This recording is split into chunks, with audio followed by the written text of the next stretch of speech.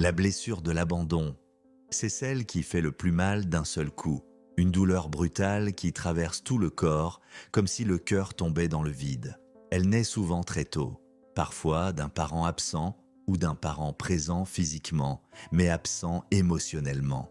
Un regard qui ne se pose pas, une écoute qui ne vient pas, un amour qu'on ressent, mais qu'on ne reçoit jamais vraiment. Et l'enfant apprend, pour être aimé, il faut que je fasse quelque chose.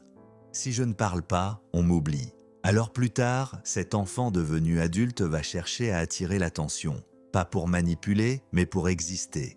Il va trop donner, trop parler, trop aimer, juste pour être sûr qu'on ne l'oublie pas.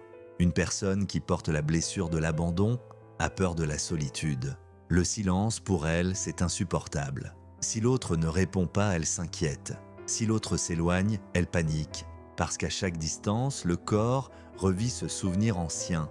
On m'a laissé seule. Elle a peur que l'amour s'éteigne d'un instant à l'autre, comme une flamme fragile qu'il faut surveiller sans arrêt. Alors elle reste alerte, prête à réagir au moindre signe de froid. Elle peut n'envoyer plusieurs messages, regarder sans cesse si l'autre est en ligne, ou s'excuser pour tout, même quand elle n'a rien fait. Cette blessure crée une dépendance affective.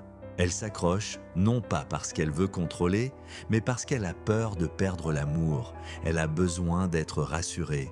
Encore et encore, tu m'aimes toujours, tu ne vas pas partir, hein? Souvent, elle se sacrifie pour garder l'autre. Elle s'oublie, accepte trop, pardonne tout. Elle met les besoins de l'autre avant les siens. Elle se dit « Tant qu'il reste, je supporterai. Je préfère souffrir que d'être seule. » Mais ce qu'elle ne voit pas, c'est qu'à force de vouloir sauver le lien, elle se perd elle-même. Par exemple, elle peut supporter une relation à sens unique où elle donne tout sans recevoir par peur que l'autre parte. Elle va même justifier les absences ou trouver des excuses à celui qui s'éloigne.